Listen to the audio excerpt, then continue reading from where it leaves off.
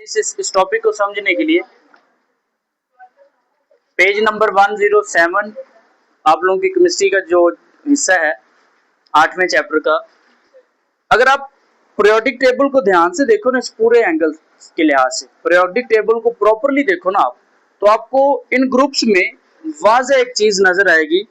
Group 1 पर +1 charge है, group 2 में +2, ग्रुप 3 में +3। बात समझ आ रही?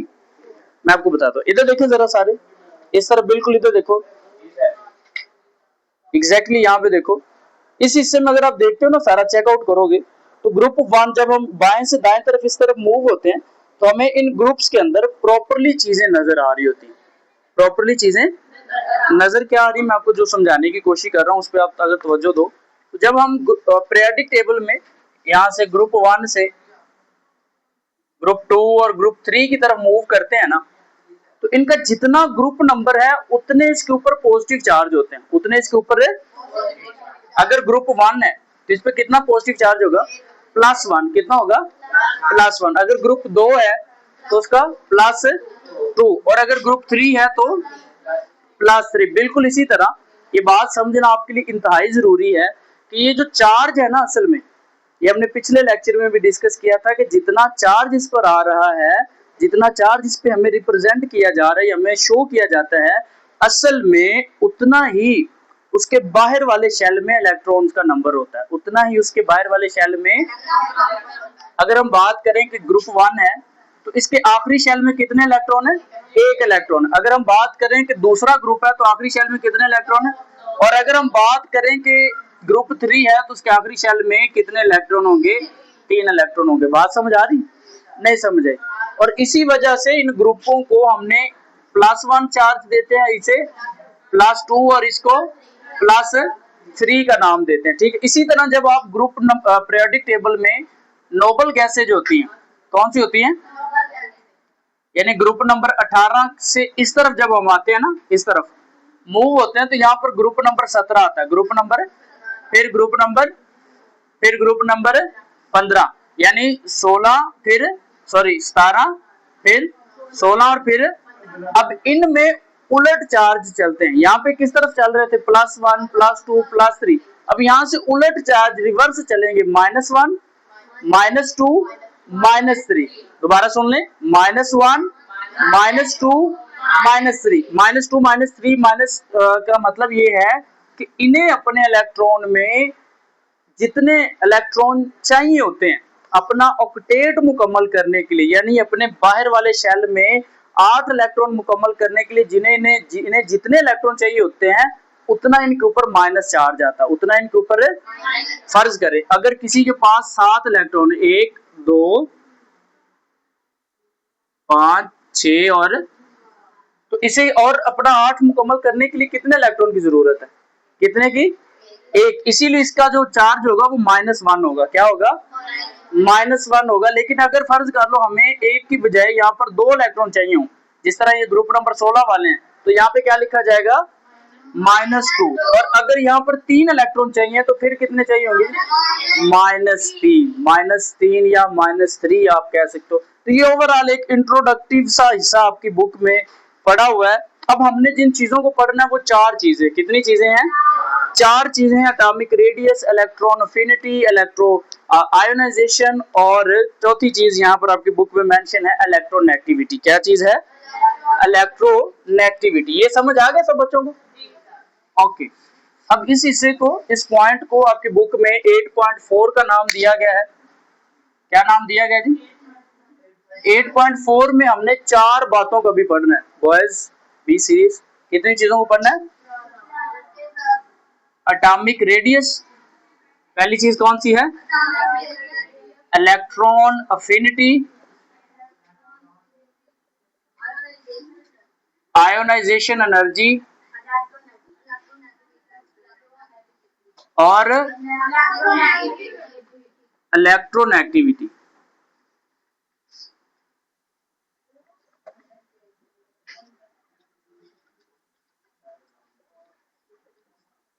इलेक्ट्रोनेगेटिविटी। अब वन बाय वन ना हमने इन 4 टर्म्स को, ये आपके पेपर में इधर देख लें सारे, लॉन्ग क्वेश्चन में भी आई हुई है। और अगर आपको अभी समझ आ गई, अगर आपको अभी समझ आ गई तो आप इन चारों को खुद अपने अल्फाज में भी लिख सकते हैं, लेकिन शर्त ये है कि आपको पहले समझ आनी चाहिए, आपको पहले समझ आनी चाहिए। तो सबसे पहला हम जो डिस्कस करने वाले हैं बच्चों, वो है एटॉमिक रेडियस। क्या चीज है? अब आपको खुद पता होना चाहिए, दायरे में मैथ की जुबान के अंदर आपने गौर से सुन लो कि ये जो हिस्सा होता है ना दायरा, इसके सेंटर से लेकर बाहर वाले किनारे तक का जो फासला होता है उसे रेडियस कहते हैं। क्या नाम देते हैं? इंग्लिश में उसे रेडियस कहते हैं और उर्दू में उसे रदास कहते हैं। क्या नाम देते हैं? और रेडियस भी इसके लिए लफ्ज यूज किया जाता है। अब हमने किस रेडियस को डिस्कस करना है? एटॉमिक। एटॉमिक मतलब एटम के रेडियस को। किसको जी? अब आप अपनी बुक देखो ना, आप लोग अपनी बुक पे देखो तो आपकी बुक पे लिखा हुआ है कि एटम के बाहर जो इलेक्ट्रॉनिक क्लाउड होता है ना, उसकी कोई हद नहीं होती, उसकी कोई हद नहीं होती। यहाँ पे क्या लिखा हुआ है कि फर्ज कर लो एटम के सेंटर में क्या होता है? पॉजिटिव चार्ज होता है, न्यूक्लियस होता है ना। एटम के सेंटर में क्या होता है? न्यूक्लियस होता है। तो लेकिन वो ये कह रहे हैं कि इसके बाहर जो इलेक्ट्रॉन्स हैं इनकी कोई हद नहीं है, इनकी इलेक्ट्रॉन बेतरतीबी इसके लिहाज से वो बता रहा है कि इसकी कोई हद ही नहीं है, इसकी कोई।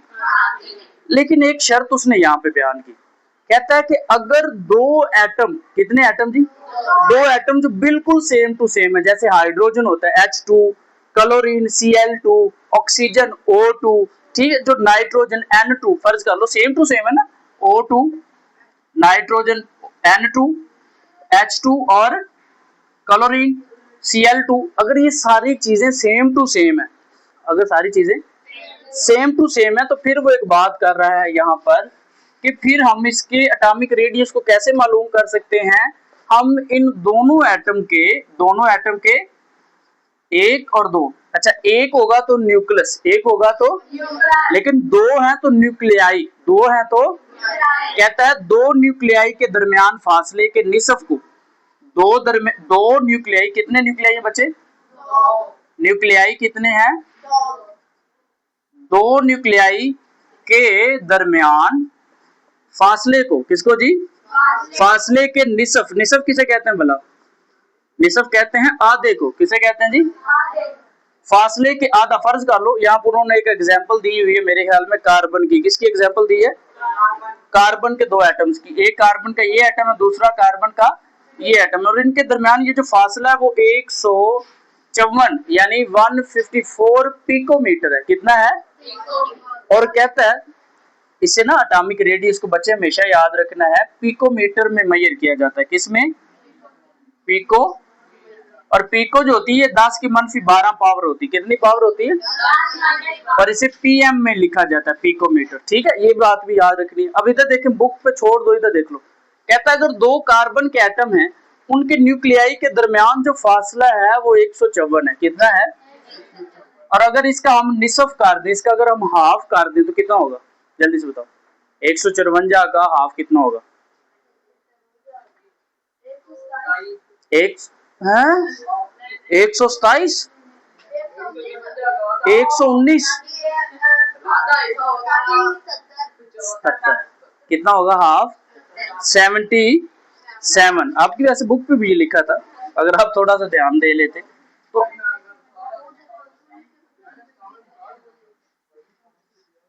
तो अब हमारे पास इधर देखें, इधर इधर बुक पे तो देखो ही ना, इधर ही देखो व्हाइट बोर्ड की तरफ।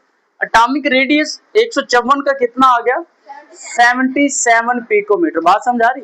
कहता है अगर आप एक एटम का एटॉमिक रेडियस मालूम करो तो मालूम नहीं कर सकते, लेकिन अगर दो एटम एक दूसरे के करीब आ गए और उनके दोनों के न्यूक्लियाई के दरमियान जो फासला होगा उसका जो हाफ होगा वो एटॉमिक रेडियस होगा, वो एटॉमिक। अब फर्क सिर्फ इतना है।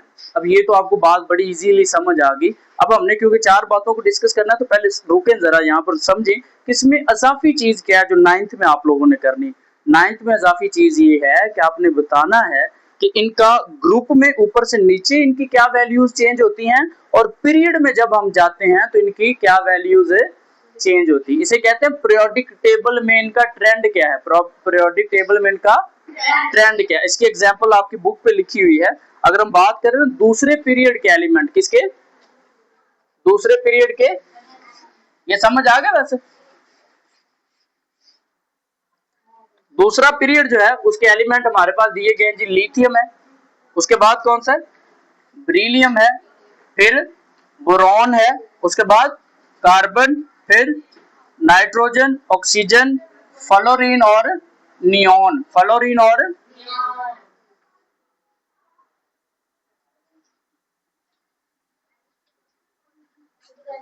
नहीं, यहां पे देखो जरा, इधर सारे बच्चे, लिथियम जो है यहां से जब हम मूव होते हैं तो ना, सुधर जा, मैं तुझे कह रहा हूं,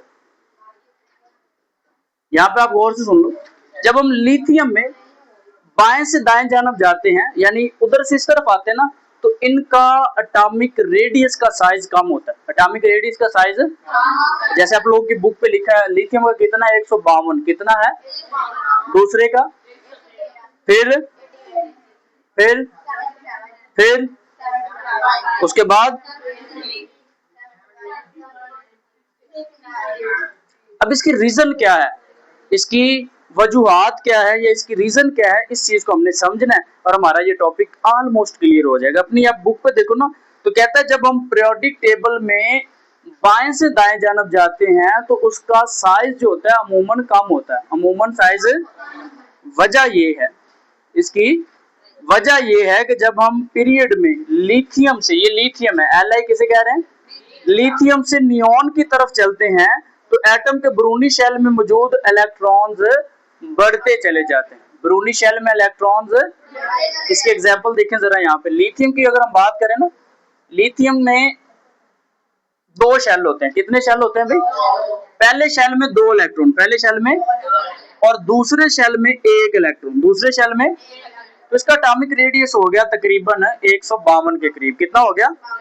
लेकिन जब हम ब्रोन में आते हैं, इसमें भी दो शेल होंगे, एक, 2 इलेक्ट्रॉन इधर आ जाएंगे और 2 इलेक्ट्रॉन, अब 2 इलेक्ट्रॉन आ रहे हैं तो उनकी कशिश बढ़ जाएगी, उनकी कशिश है, याद रखना बच्चों, जैसे ही हम ये लेफ्ट टू राइट जाते जाएंगे ना, तो इलेक्ट्रॉन का इजाफा होता जाएगा। अगले ब्रोन में देखोगे तो इसमें भी इलेक्ट्रॉन का क्या होगा, इजाफा हो जाएगा, 1 2 और 3। अब जैसे ही इलेक्ट्रॉन का इजाफा होता जाएगा तो इनका साइज क्या होता जाएगा, साइज कम होता जाएगा, 1 2 3 और 4, और इसमें कितने होंगे, 5, और इसमें 6, और इसमें 8। आखिरी शेल में इस तरह करते कराते इनमें अच्छे खासे इलेक्ट्रॉन ऐड होते जाएंगे, जिसकी वजह से इनका साइज बाएं से दाएं जानब कम होता जाएगा। यहाँ तक समझ आ गई सब बच्चों।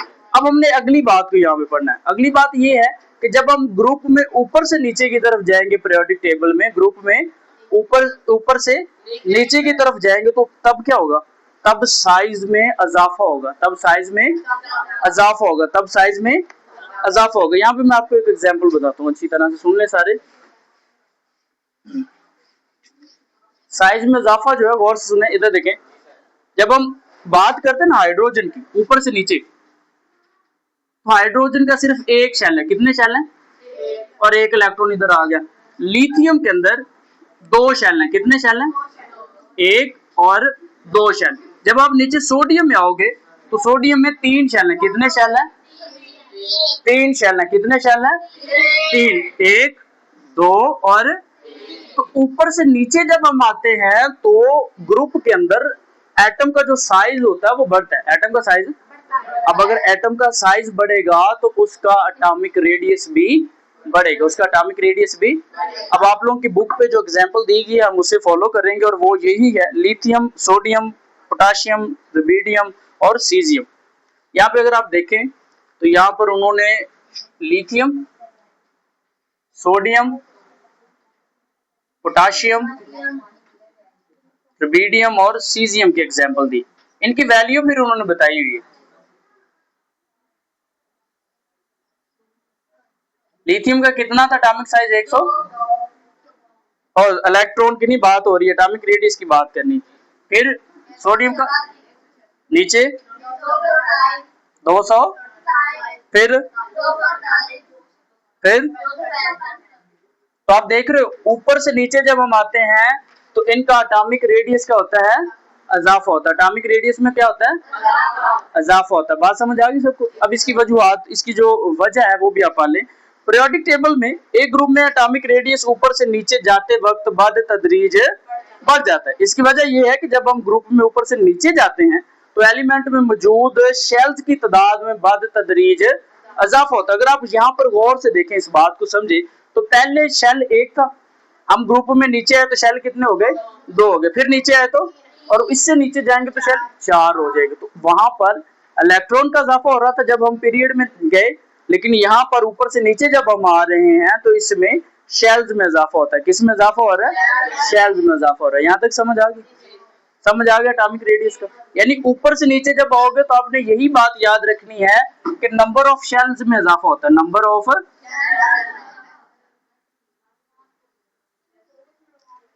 बात की समझ नहीं समझ आई? पक्की बात है, कंफर्म है, खत्म रेज कर दें इसे। अब हम अगले टॉपिक की तरफ चलते हैं। अगला टॉपिक है इलेक्ट्रॉन आयोनाइजेशन। अगला टॉपिक कौन सा है, आयोनाइजेशन। आसान है,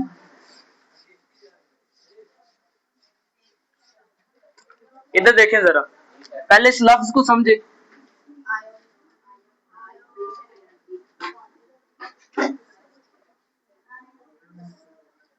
आयोनाइजेशन का मतलब है एटम का आयन में तब्दील होना।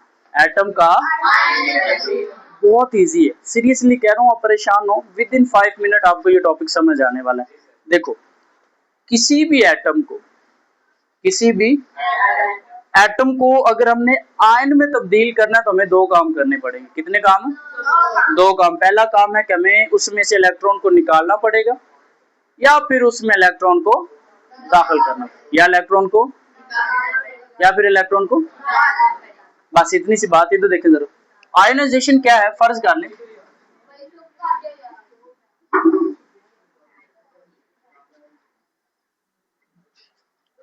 हमारे पास एक एटम है जिसका नाम है सोडियम।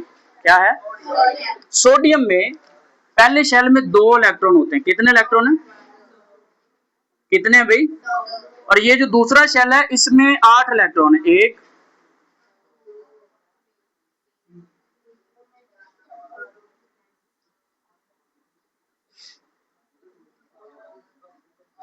और ये तीसरे शेल के अंदर सिर्फ 1 इलेक्ट्रॉन होता है। कितने इलेक्ट्रॉन होते हैं जी?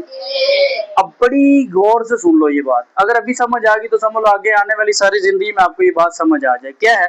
सोडियम से 1 इलेक्ट्रॉन निकालने के लिए, कितने इलेक्ट्रॉन?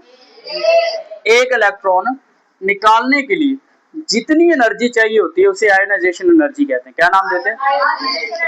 क्या नाम देते हैं? इसकी डेफिनेशन आपकी बुक पे लिखी हुई है कि वो कम अज कम एनर्जी जो किसी गैसी एटम में से, गैसी एटम के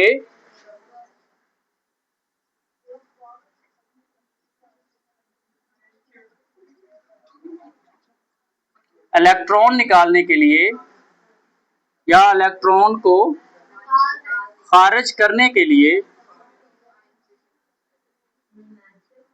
दरकार हो, उस एनर्जी को क्या नाम देते हैं? यहां पर अगर आपकी बुक में लिखी हुई सोडियम की, तो सोडियम में से जब 1 इलेक्ट्रॉन निकाला जाएगा तो इस पे चार्ज कौन सा आ जाता है? Positive charge. कौन सा चार्ज आता है? पॉजिटिव चार्ज आने की वजह से ये कैटायन बन जाता है। क्या बन जाता है? कैटायन बनने के साथ इसका दूसरा नाम इलेक्ट्रोपॉजिटिव रख दिया जाता है। क्या नाम रखा जाता है? 2 बातें याद रख लेनी आप लोगों ने कि ये कैटायन बन जाता है, कैटायन, और दूसरा इलेक्ट्रो।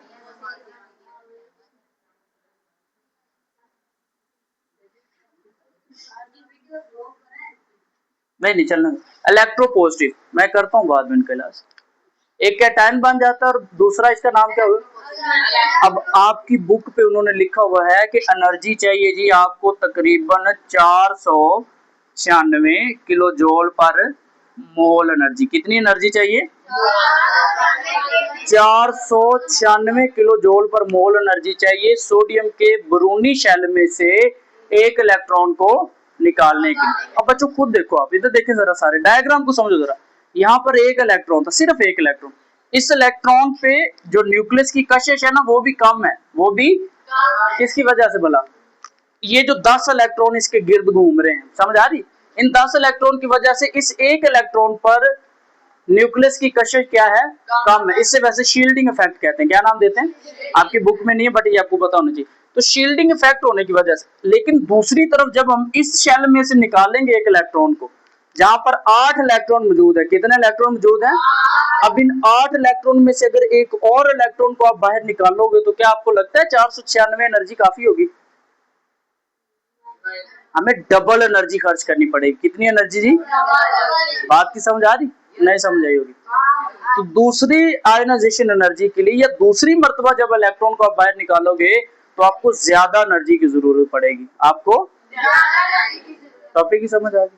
अब फिर वही आखिरी इसका हिस्सा जो है, पीरियोडिक टेबल के अंदर इसका ट्रेंड क्या है, ग्रुप में इसकी वैल्यू क्या है, सॉरी ग्रुप में इसकी वैल्यू क्या है और पीरियड में इसकी वैल्यू क्या है। जो आपके बुक में जो एग्जांपल लिखी उसी को हम फॉलो कर लेते हैं। यहाँ पर एक और एग्जांपल उन्होंने दी है, वो मैग्नीशियम की। किसकी है,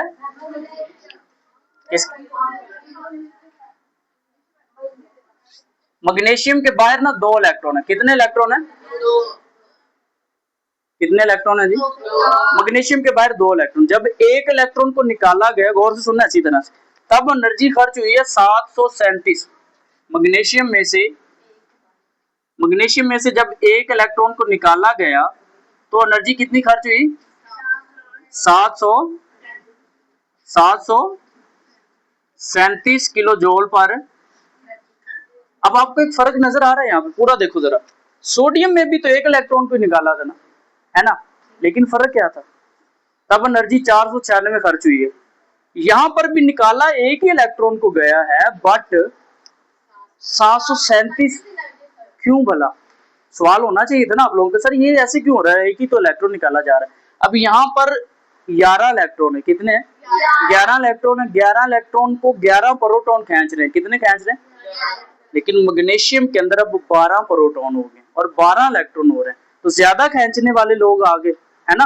प्रोटॉन कितने हो गए, अब 12, कितने हो गए, और मैग्नीशियम के इस हिस्से में दो इलेक्ट्रॉन है। तो अब इन्हें खींचा ज्यादा ताकत से जा रहा है, इसीलिए इन्हें रिमूव करना या इन्हें यहां से निकालने के लिए 496 की बजाय 737 की एनर्जी खर्च हो रही। जब इसी में से यानी प्लस मैग्नीशियम के +1 में से एक और इलेक्ट्रॉन को हम निकालेंगे, एक और इलेक्ट्रॉन को निकालेंगे तो एनर्जी कितनी खारिज होगी जी,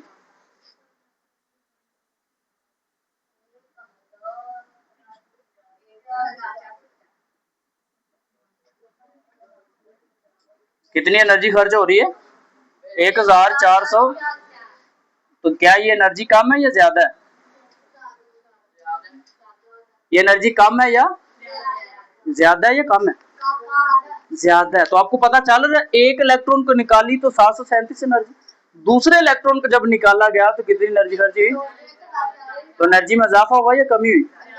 अब आखिरी हिस्सा हमने आप इस हिस्से में देखना है कि जी पीरियोडिक टेबल के अंदर जब हम पीरियड में जाते हैं तो इसकी वैल्यू में क्या इजाफा होता है, ये कमी होती है, या फिर जब हम ग्रुप में ऊपर से नीचे आते हैं तो इसकी वैल्यू में क्या इजाफा और क्या कमी होती है। चलो इस हिस्से को देख लो जल्दी से।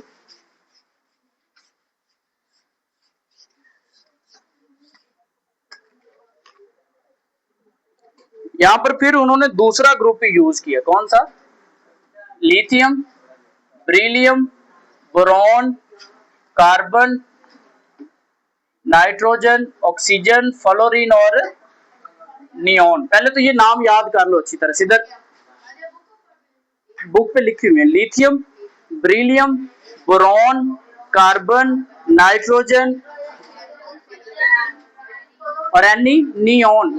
क्या है, अब इनकी वैल्यू अगर देखो, इसकी है 520, कितनी होगी जी, दूसरे की, फिर ये तो गड़बड़ हो रही है ना।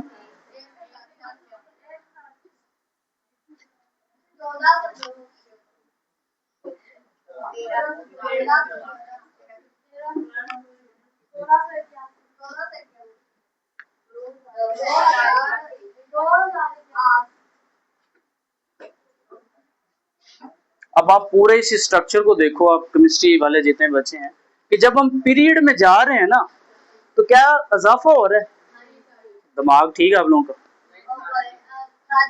कमी भी हो रही है, इजाफा भी हो रहा है, कमी भी हो रही है। अब ये बात आपको यहाँ पे सीखने वाली, बड़ी गौर से आप अपनी बुक पे देखें जरा, इधर है, हाँ लिखा है आयोनाइजेशन एनर्जी वैल्यू का ताल्लुक एटॉमिक साइज से, किससे है? एटम का रेडियस जितना कम होगा उतनी या उतना ही न्यूक्लियस ब्रूनी शेल में मौजूद इलेक्ट्रॉन को ज्यादा शिद्दत से खींचेगा और उतना ही इलेक्ट्रॉन को निकालना मुश्किल होगा, इसीलिए आयोनाइजेशन एनर्जी की वैल्यूज भी बढ़ती या ज्यादा होती जाएगी। पीरियोडिक टेबल में पीरियड में बाएं से दाएं चलें तो आयोनाइजेशन एनर्जी की वैल्यू बाद तदरीज बढ़ती है, जबकि ग्रुप में ऊपर से नीचे इसकी वैल्यू कम होती है। अगर आप पीरियड में जाएंगे तो वैल्यू क्या होती जाएगी? बढ़ती जाएगी, और अगर आप ग्रुप में ऊपर से नीचे आओगे तो वैल्यू कम होती जाएगी। इसी के एग्जांपल यहाँ पे हम यूज कर लेते हैं लिथियम की। लिथियम के साथ अगला हिस्सा है सोडियम। क्या है? सोडियम के बाद पोटाशियम, पोटाशियम के बाद रुबिडियम, उसके बाद सीजियम। इनकी आगे वैल्यू जो है, सोडियम की कितनी है भाई? 496। नीचे कितनी है? 419, फिर 403, उसके बाद 377। तो ये वैल्यूज अगर आप ग्रुप में देखोगे तो कम होती है, और पीरियड में देखोगे बाएं से दाएं जाना तो इजाफा होता जाता है। बात की समझ आ गई सबको? अब अगला टॉपिक जो है इस हिस्से में, कितनी देर की होगी?